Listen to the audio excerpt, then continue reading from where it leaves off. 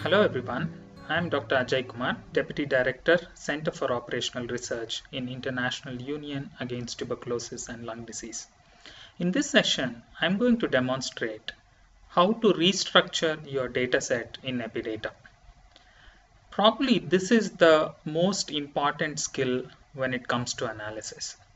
The final analysis itself, generating means, proportions, or doing some statistical tests is a minor thing compared to the skill of restructuring the data set and making it ready for analysis. So, and probably one reason why I'm so fond of Epidata is because of its ability to restructure the data set so well. So it's a loaded session, so let's go step by step. What do I mean by restructuring the dataset? Let us say you want to generate a new variable or drop an existing variable or rename an existing variable, or sometimes you may want to change the labels of the variables or the labels of the values, or sometimes you may want to do recoding, and convert a continuous variable into a categorical variable, or you may have 10 categories and you want to collapse them into maybe 2 or 3. So how do you make these changes and ensure that your data is ready for doing the final analysis? Okay, so that is going to be the focus of this particular session. So let's begin. First, let me show you how to create a new variable. Okay, so there are two ways in which you can create a new variable in Epidata analysis. There are two commands. One, either you can use define, which I think you are already familiar with. Do you remember where we used this command define? We used it in Epidata entry to create temporary variables in the check file. Do you remember? Does it ring a bell? Okay, so we are going to use that. That's one option. The other command to generate a new variable is gen. Okay, let me show you some examples and then it becomes clear. So the command is define. Okay, let me first show the define options. The syntax goes like this: define, and then you give the name of the variable. Let's say for the time being I will say v1. I want a new variable called v1 and I want it to be an integer variable. So the integer variable is given by the sign hash. Okay, so a numeric variable given by the sign hash. So this is defining an integer variable which is called v1 and of length 1. Now the advantage with define is you have full control over the length of the variable. So if you want for length 2, you can do it. If you want for length 3, 4, accordingly you can do. Whereas with gen, you will see later on, you do not have full control over the length of the variable. But gen has other advantages. Okay, so let's see. I want to define a numeric variable. It's an integer variable of, let's say, length 2. Okay, let me run this and see what happens. Watch the variable window here. Okay, do you see this here? So v1 is the new variable. It is an integer variable. Okay, and by default the variable label is taken as v1. Clear? Okay, so let me show you another example. Let's say define v2. I'm defining another variable. I want this to be a float hash dot hash. Okay, 1 digit before the decimal and 1 digit after the decimal. Let's run this and see what happens. Do you see it clearly? v2, and it clearly says it is a float. F for float variable. How to create a string variable? Let's say I want to create a string variable. I'm just going to say v3. And how do you indicate a string variable? Do you remember from Epidata entry? It is a underscore. So I want of length 4 a string variable. Okay, if I run this, I will get, there is a new variable here created. It is v3 and it is a string variable. Okay, let me show one more, a date variable. How to define a date variable? I'm going to call it, let's say d1. Okay, I'm going to call it d1.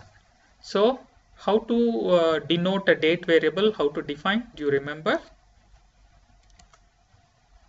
dd y. This is how you define a date variable. Let me run this. Great. So I have now shown you how to generate a new variable by using the command define.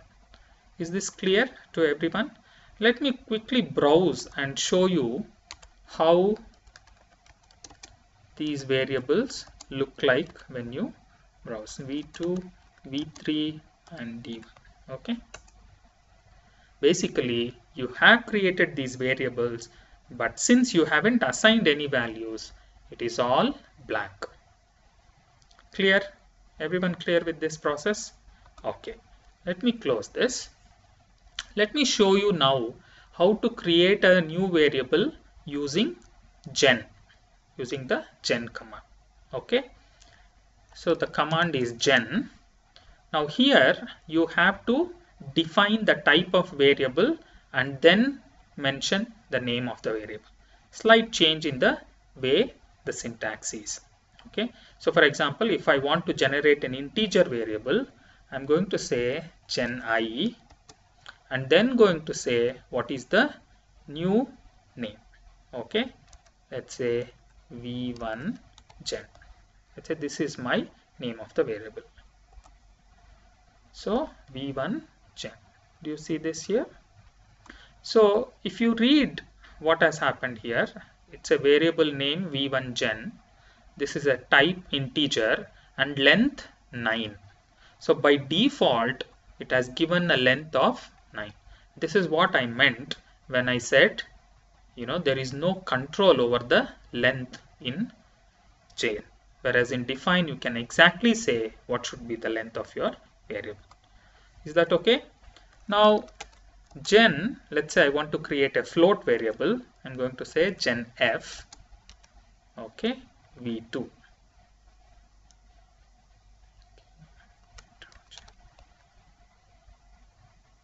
So I'm just trying to give new names here. Let's say v4. So I have a float variable here. Again, if you read it here, it's a float variable length 12. So by default, it's giving a length 12. Let me go further, show you how to create a string variable, gen s. Then it will be a string variable. Let's say I'm going to say simply v5. Okay, v5. Again, by default, it gives a length of 12. Let's say I want a date variable. So it will become gen d. And by default, it is 10 characters, which is actually the length of a date. Is this clear now? How to generate a new variable by using two commands. One is define. The syntax is define and then the name of the variable and then the definition of the variable. Whereas in gen, the command is gen, then you will say which is the type of variable and then give the name of the variable. Is that fine? Okay. The advantage with gen is you can clearly give a default value in the same line. For example, in case of, let's say I'm generating a new variable v7, okay, an integer variable, and I'm going to say this should get a value 9. So I can give an equals and tell what should be the value, default value for that particular variable. So let me show you how it looks. So let me browse v7, I guess. You see, we have generated a new variable and everyone has got a 9. So that is the utility of using a gen. Okay, so it ultimately is individual preference, which one you want to use, either define or gen. Both do the same function. Is that clear, everyone? Now, having learned how to generate a new variable, let me quickly also show you how to delete a existing variable. Let's say you don't like a variable. How do you delete it? Let's say we have created some nonsensical variables, isn't it? All these v1, v2, v3, they do not make any sense. So how do you delete them? The command is drop. Is that clear? Drop. Then you can say v1, v2, v3, d1, v1 gen, v4, v5, v6 and v7. Okay, so you can simply say drop and list all your variables, and I'm going to run this line and see what happens. All these new variables should disappear. Done. Okay, so we've learned how to create a new variable. We have also learned how to delete a existing variable. The command is drop. Okay, great. So let's go on. Let's say the next I want to show you how to rename an existing variable into a new variable name. You just want to change the name. Okay, so for example, some names are quite complex, and you know, if the variable names are complex, you will make mistakes while doing your analysis. Is this clear?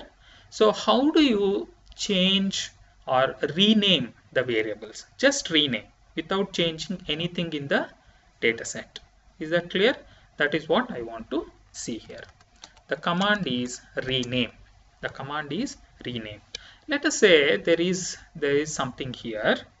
Let's take a complex one and simplify it. Let's say DST code. It's basically district. So I want to change this DST code to, okay, DIST. So this is the syntax. You want to rename an existing variable, you say that to another new name. Okay, let's run this. Do you see it got changed? This is sort of intuitive and easy to look at. Is that okay, everyone? So let's also try some other, just so that we are doing it. Rename, let's say economic status. I can shorten this, isn't it? Economic status to ECN.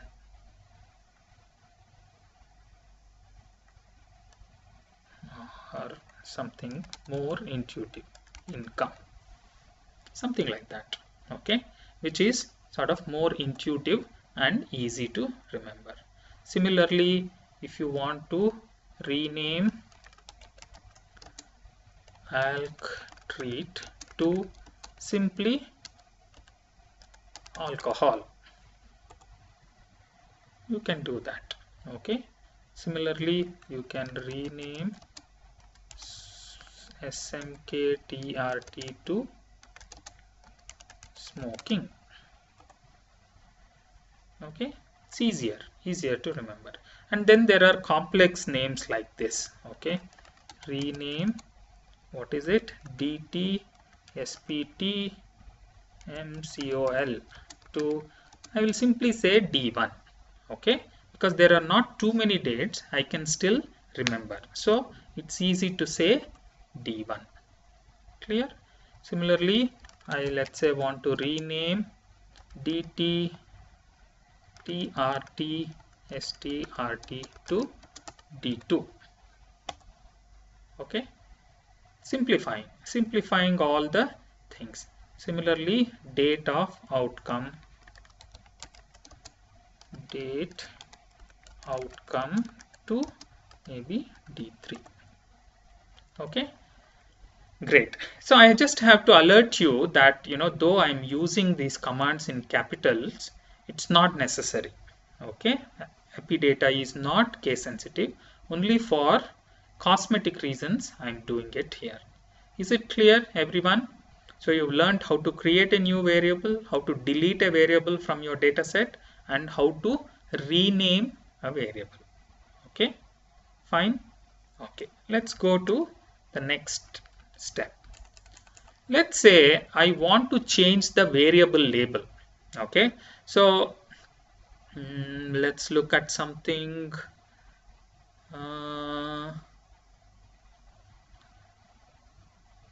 The labels seem to be fine.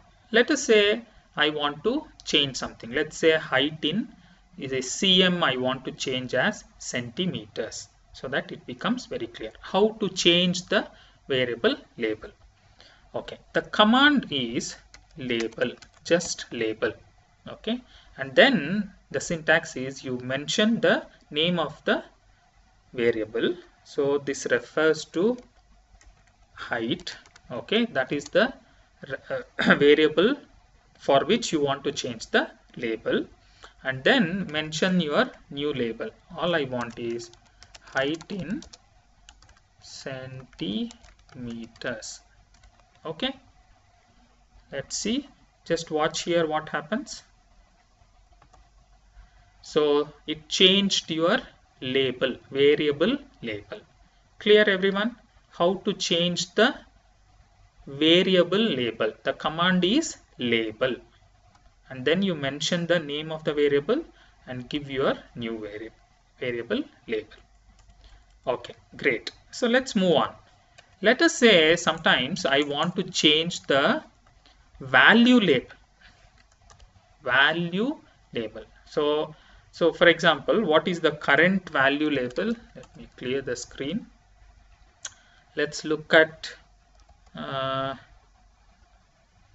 okay, so for example here, if you look at the value label of this variable called income, one is below poverty line, two is above poverty line. Actually this is poverty line, this is also poverty line. So I want to correct this spelling. So how do I do that? Is that clear? Is the situation clear? Okay, so what I will do is first run a freak of income, say VL, so that I know clearly below poverty line and above poverty line. Now I'm going to change that value label. How do I do that? The command is label value. Okay, the command is label value, and then you have to mention the name of the variable. So here in this case the name of the variable is income, and then the syntax is you have to take the options. Option 1 equals, within bracket you can say below poverty line, and also mention maybe criteria less than 1 USD per day, whatever you want to say. Okay, and then do the same thing, label value income, but for the option 2 you want to say above poverty line, and then say more than or equal to 1 USD per day. Okay, maybe 1.5. Okay, is that fine? So let me run these two things and then I'll show you how it works. So I've done it. Let me run the freak of income again, and then now you see this value label has changed properly now below poverty line, including giving a definition. Okay, similarly above poverty line, and it gives a clear definition. Is it clear, everyone, how to change the label of the value? Okay, the command is label value. Okay, so let's do a quick recap here before going further. We've learned how to create a new variable, the two commands, either we can use define or we can use gen. Then how to delete an existing variable, the command is drop. How to rename a variable, then rename v1 to v2. That's how you rename. How to change the variable label, the command is label. Just label and then the name of the variable and whatever is your new label. How to change a value label, note the syntax here, this is important. The command is label value and then you mention the name of the variable. Okay, first you should tell what is the name of the variable and then within that variable for what value you want to change the label. That's how the syntax goes. Clear? Everyone clear? Fine. So let's go on and now show how to select a subset of data. Sometimes you may want to do an analysis in a subset. So how do you do those selections? Okay. Let's say I want to choose only those below poverty line. Okay, I want to do this. How do I choose only those below poverty line? So command is select. Okay, and then what is the name of the variable? Income equals I want only 1. So below poverty line is coded as 1. So this is something you have to always remember. Whenever you are giving criteria for selection, you have to mention the name of the variable. Okay, name of the variable and not the label. Name of the variable, and the equals or whatever condition, and the value of the variable. You have to give value, not the value label. Is that clear? So you can't say here select income equals below poverty line. No, because below poverty line is just a label. The actual value is 1. Is that okay? So if I run this, what should happen? Do you see here? From 179 it became 123 and then you are also seeing the condition income equals 1. Clear how to do it? So let me go back, select, then you are back to your original data set. I also have to show you how to select using a string variable. How to select using a string variable. Is there a string variable somewhere here? Yes, so district. Okay, this is a string variable. So let me run string variable, a frequency of district, and then it becomes clear. Freq dist. Okay, so I have here the list of all the names of the districts: Alappuzha, Ernakulam, Idukki, Kollam, etc. Now, what are you seeing here? I told you in the beginning that by default Epidata displays value labels. So what you are seeing here is actually value label. So if you want to select people from, let's say, Alappuzha, okay, that is what I want to select, then I can't say select district equals Alappuzha. Okay, I should know what is the actual value. So how do I know the value? So I go here and say VL. And now I get the actual value. So the value is APZ and the label is Alappuzha. Is this clear? Is this point clear? And then now I'm going to select dist equals APZ. Will it work? Not quite, because in case of a string variable, you should always put it in double quotes. Is this clear, everyone? So let me now run this, and then you see that 20 people in Alappuzha district only have been selected. Okay, can you see the status bar? That is why it's very important to keep checking the status bar. Clear how to do a sub-selection using a string variable? Now let me select back. Okay. Now one more thing I will show, how to select using a date variable. Okay, fine. Let's choose a date. D1, for example. Okay, let me browse D1 and then, okay, great.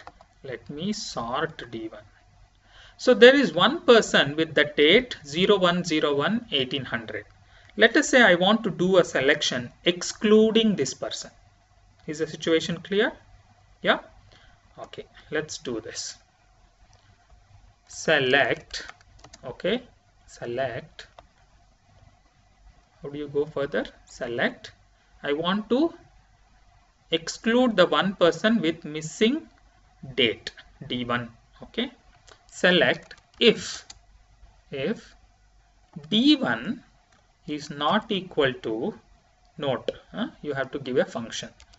Dmy is the function. Then say 01, 01, 1800. Is this clear, everyone?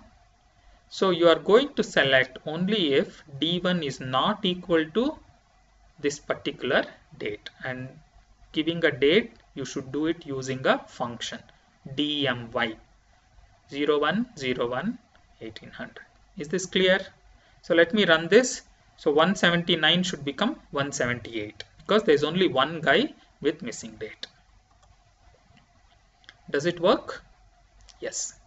So clear, everyone clear how to do this? And let me select back. Fine. Okay.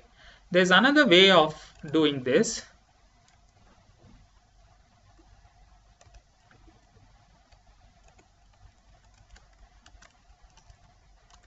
Another syntax.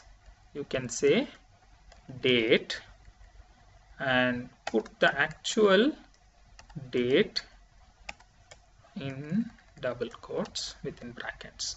Okay, this one also will do the same function. Do you see this here? Yeah. Okay, let's come back and move on. Is this clear how to select a subset using an integer variable, using a string variable, and using a date variable?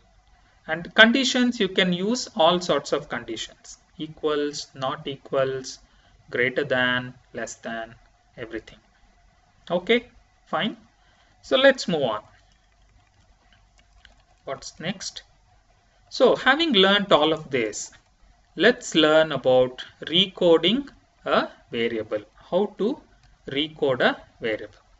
So let's do a exercise. Let's recode age to WHO standard age groups first. Okay. Now I'm going to show you two methods. In method 1, I'm going to use define, okay, to create the new variable, and then use if-then statements to do the recoding. I think it's very useful to learn this method because, you know, I'll tell you the reason a little later. You will appreciate. So let me begin. So I'm going to say define. I'm going to say age group. Okay, age group. I'm going to say age group 1. Okay, because I'm going to create many more groups for demonstration. And say this is a integer variable of length 1. So let me run this. It becomes very clear. So you see age group 1.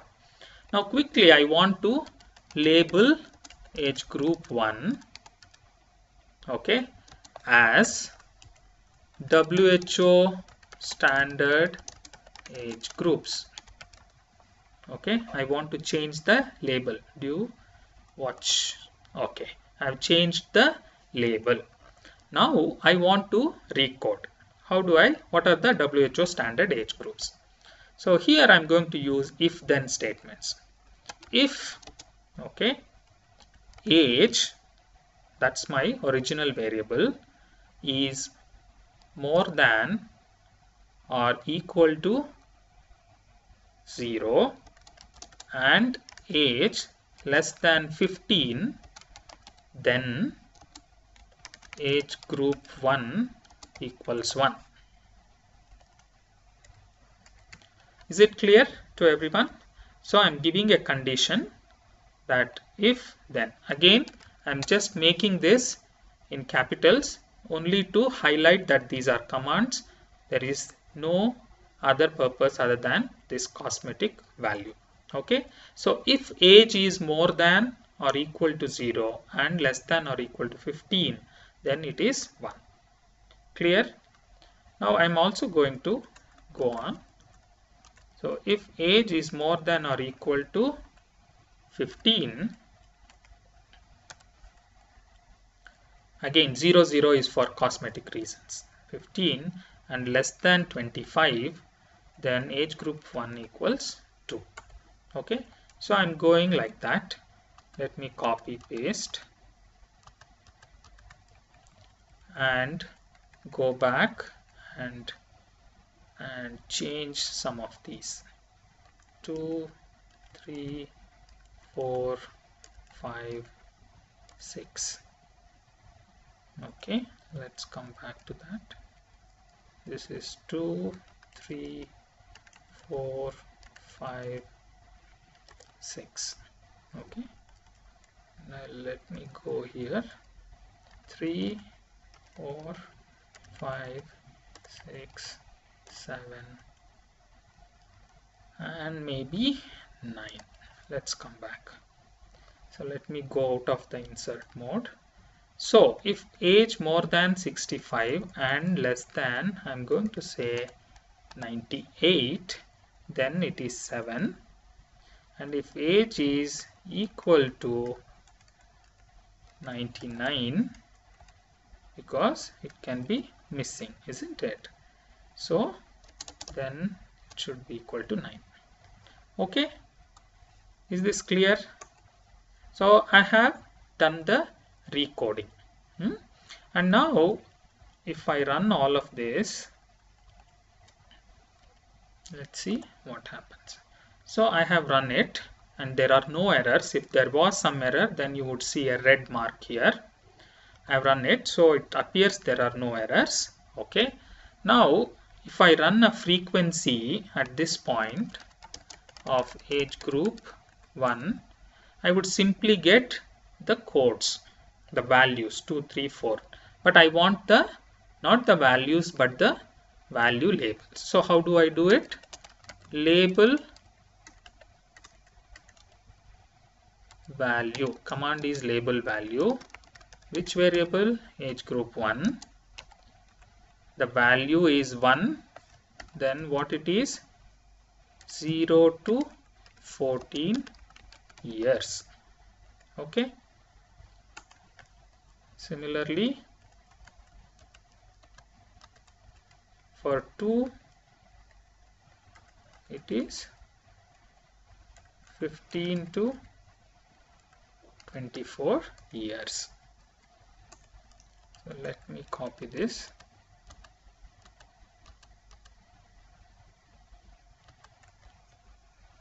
Okay, go to insert mode, say 3, 4, 5, 6, 7, 9. Similarly here it will be 2, 3, 4, 5, 6. This is going to be missing.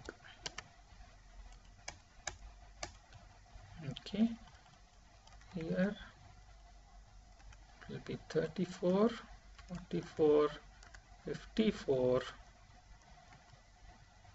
64, and this will be come out of it and above. Okay, so let's run this. Great. And run the frequency of age group again.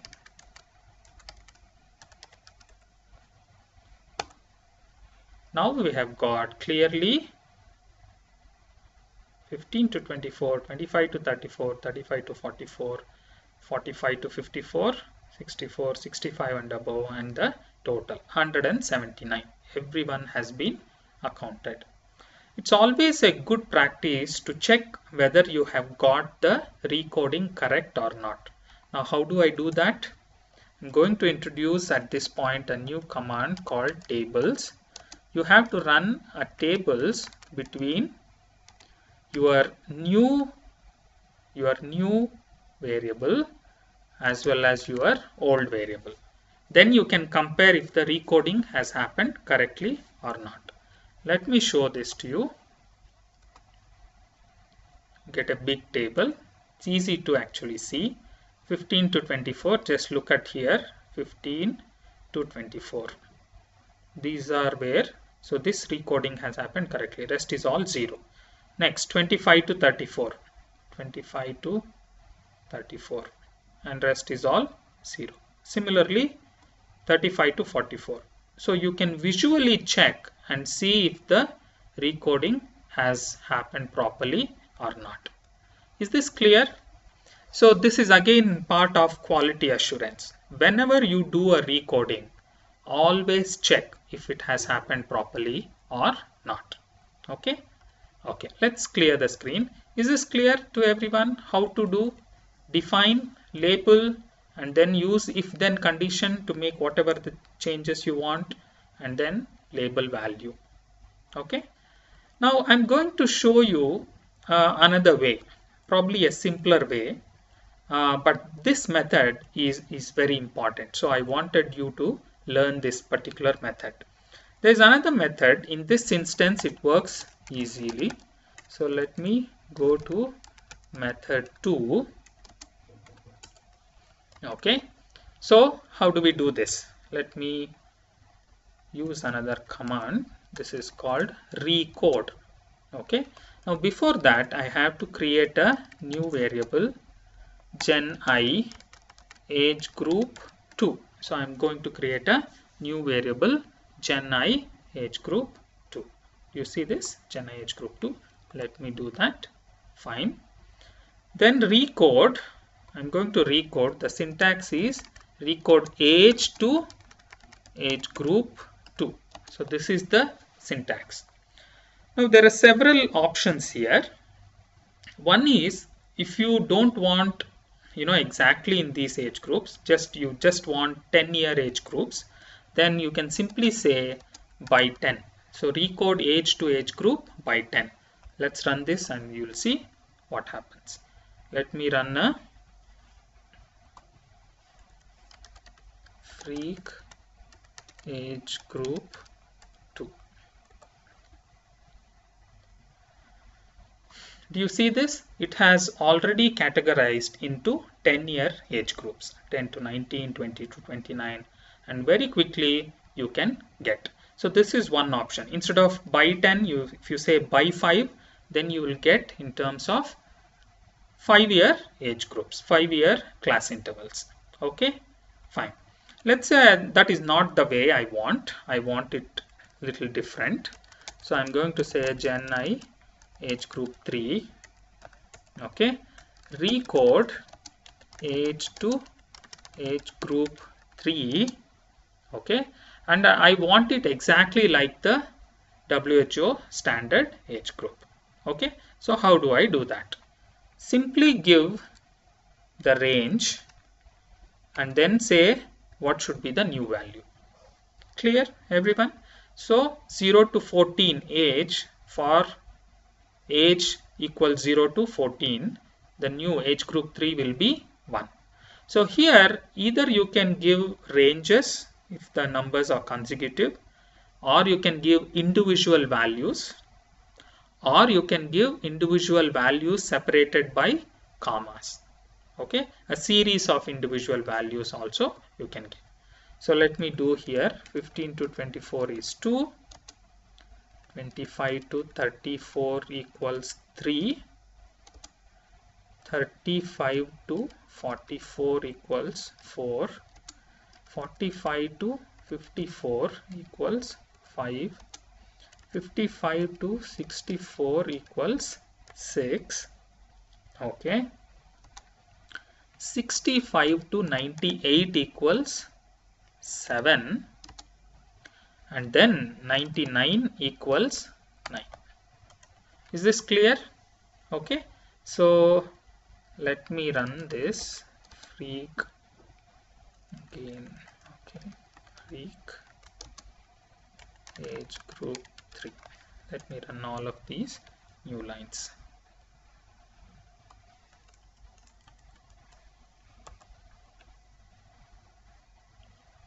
So I get the same table which was there earlier with WHO age groups.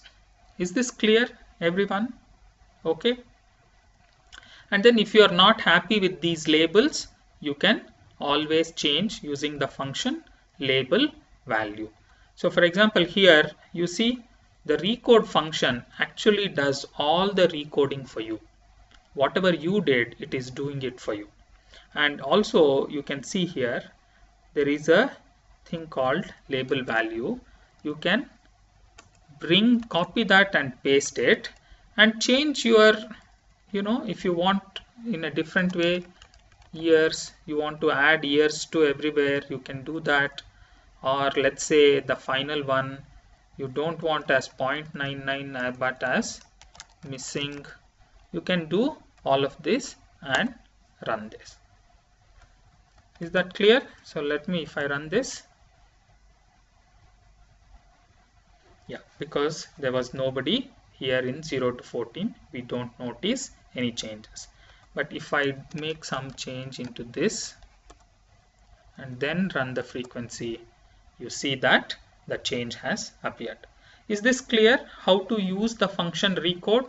It's very, very powerful. You have to be careful and go step by step in doing this. By now you must have already realized that the recode function will work only from a variable, a continuous variable, when you want to make it into a categorical variable, or you are creating a new variable based on one previous variable. If you have to use more than one variable to create a new variable, then the recode function won't work.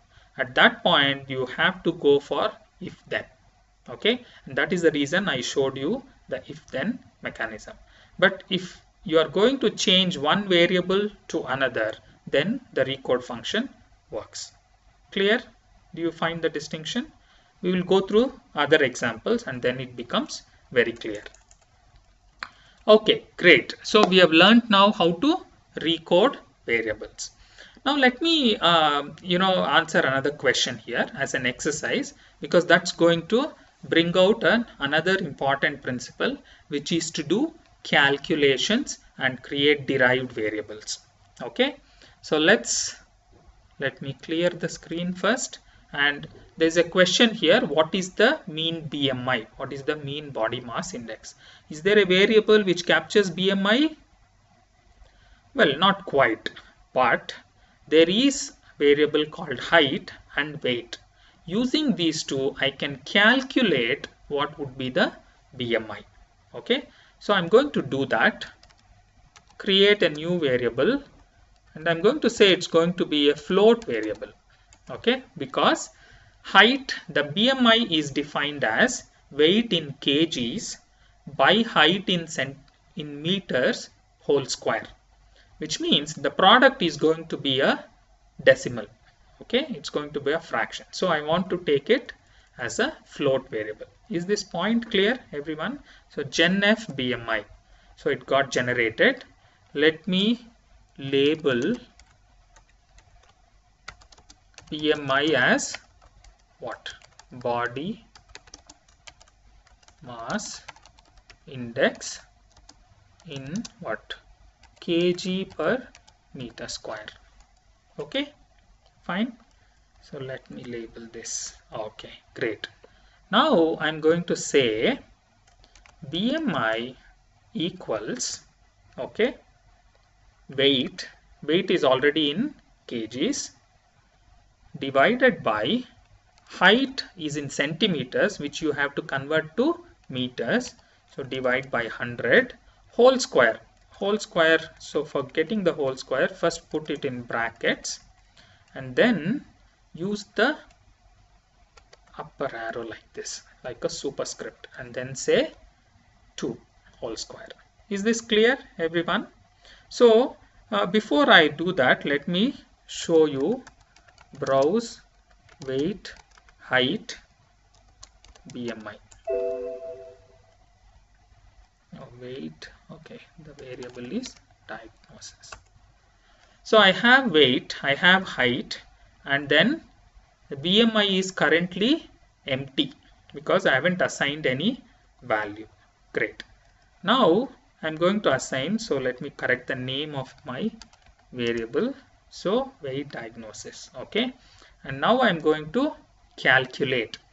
Now before calculating, I must alert you that we had some people with height missing, isn't it? So let me give that condition. If height not equals 999. Okay, is that okay? Let me run this. And then I have run it. Let me browse the same thing. Do you see this? Fantastic. So you've now got a new variable BMI automatically calculated for you. And let me sort by height and see what has happened to missing. Do you see, whenever it is 999, BMI has not been calculated. Clear everyone how to do calculations? Okay, two numeric variables using a formula. You can use any mathematical formula. Okay, great. So let's go back here. So I've got a BMI. So what is required next? I want to calculate a mean BMI. So means, that's the command, and BMI. Very simple. Great. So now I've got the mean BMI. Observations 176 because 3 people do not have a information on BMI. And then mean is 19 kg per meter square. Median or mean, both are similar. Clear everyone? Okay. Great. So this is how you do calculations.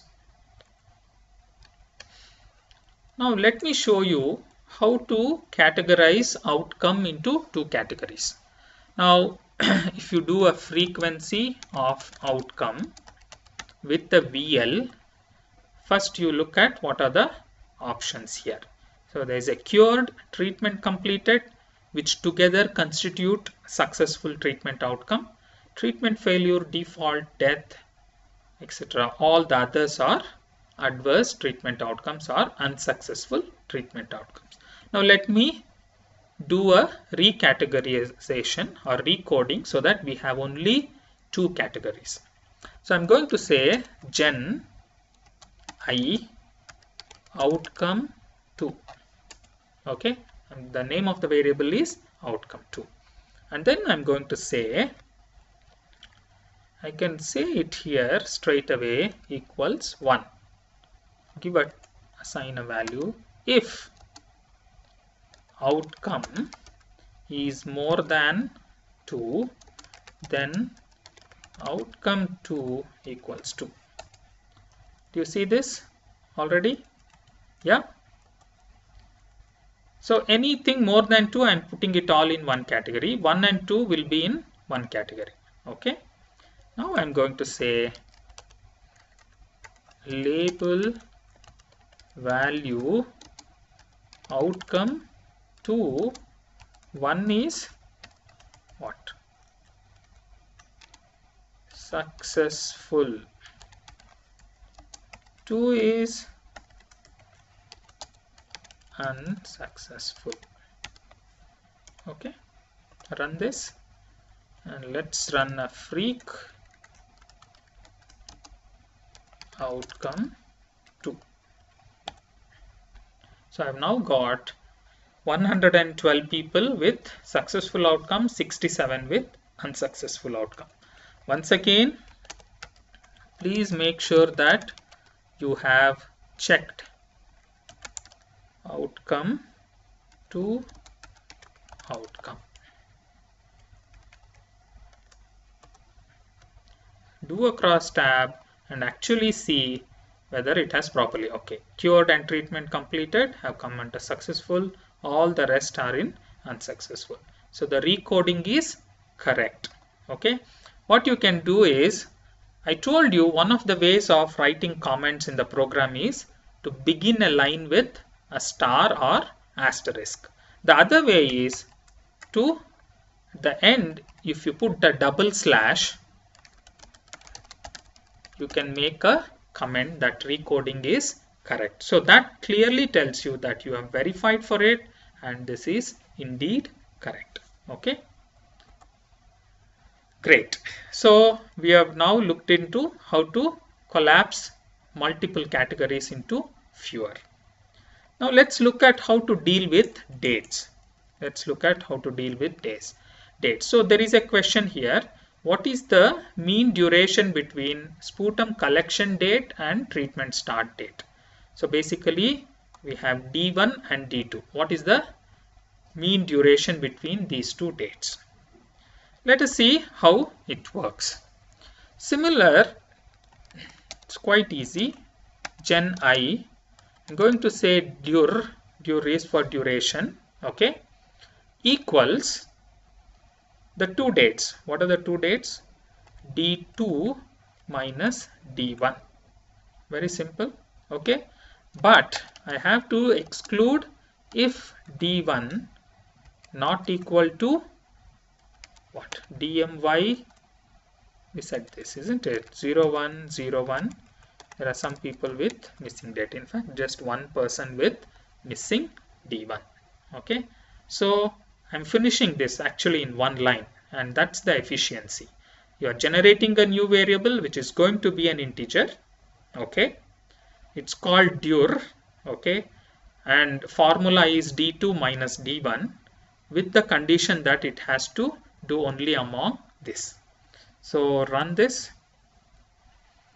and let me say label dur and give what it is actually, duration between sputum collection and start of treatment. Okay, great. Now what you want, let's check whether it has happened correctly or not. So how do I check? Browse D1, D2 and then dur. Okay, so sort on D1. You see there's one person with missing D1, so duration has not been calculated. For all the rest of them it is calculated, so it has worked properly. Now you have to do is simply say means dur. Let me clear the screen and run it again. So here you can see we have valid observations for 178 people, and the mean duration between sputum collection and start of treatment is a mind-boggling 147 days. Okay, so if such is the delay between collecting sputum for diagnosis and starting treatment, no wonder treatment outcomes are going to be worse. Is that clear, everyone? Okay, great. So similarly we can go on with other examples. So I'm going to skip all of that and show you a couple of other important options. Now that we have done a lot of restructuring of our data sets, isn't it? We have created, renamed new variables here and all sorts of things. Let us say I want to save this as a new data set. So one of the suggestions, and in fact strong recommendation, is that you must never change your original data set. That should be as it is. In fact, whatever we have done till now is all happening in memory. We haven't saved our data set yet. But it is not a big issue because we have the program file. At any point, if we want to run the whole thing, all it requires is a single click F9 and we will come to this same stage in no time. Okay, so but I will show you now how to save this data set as a different data set. So in case you want to begin from here, then you can do that. Is this clear, everyone? Okay, so let me start. The command for saving a data set is save data. Is it clear? Save data. And then you have to tell what is the name of the new file. I'm going to say mdrtb_new.rec, something like that. Okay, let me run this. What happens? Great, it has saved, which means what? There should be, go to Epidata course and we must find, do you see here, MDRTB new rec and MDRTB new check. So this is where we find our new rec file. Okay, let's come back here. Great, fine. I have to show one particular option, so I'm going to run this line once again. Okay, and you must find an error message. Okay, let us create that error message because there is an important lesson. Let us say this mdrtb new.rec is already available and you run this line, save data again. What happens? Okay, you see some red finally. So data file and or check file exists. Add, replace or erase. Do you see this? So what it is telling me is that you must add an option replace. So because it already exists, the software does not want to overwrite it. If you want it to be overwritten, then you have to put this option replace. And then it does it properly. Is this clear how to save a data set? Okay. Now I can close it and read maybe the new rec. And then I'm here. All our new variables, everything is here. Okay. Is that clear? Okay, everyone? Fine. So then there's only one final option that I have to show in this session, and that is how to save a output. How to save a output. Okay. Let us say you have done some analysis and want to save a output. So how do you do that? The first step is you have to close the existing output file. So EA output, I don't want this.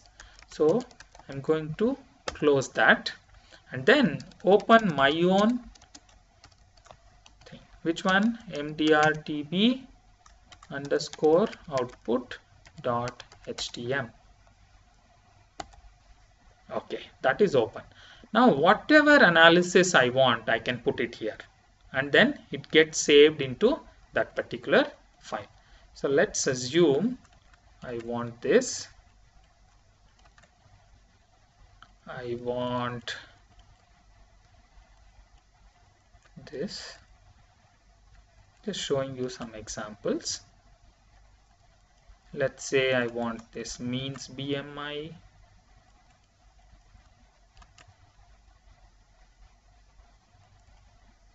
And maybe let's say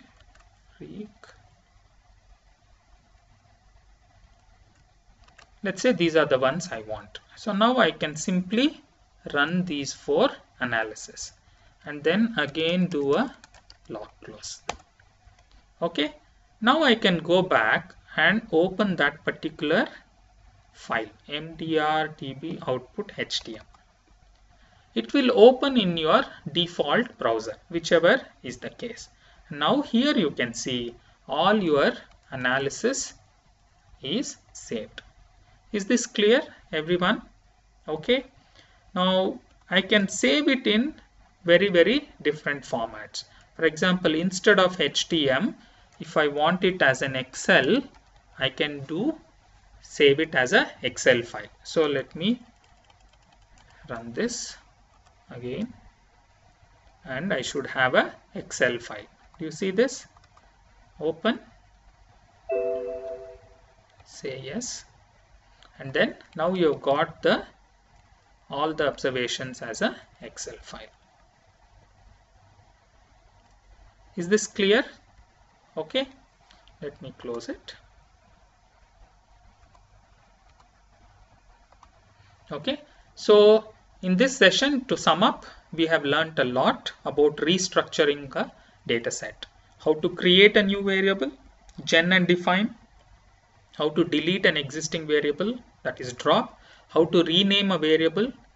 How to change the variable label. how to change a value label, how to select a subset of data, how to recode variables using if then and using the command recode. Okay, and then we have done some calculations, how to make new calculations, recodings and more recodings. Is that clear? And finally we learned how to save a data set and also how to save the output file. Hope you had an enjoyable session. Thank you very much.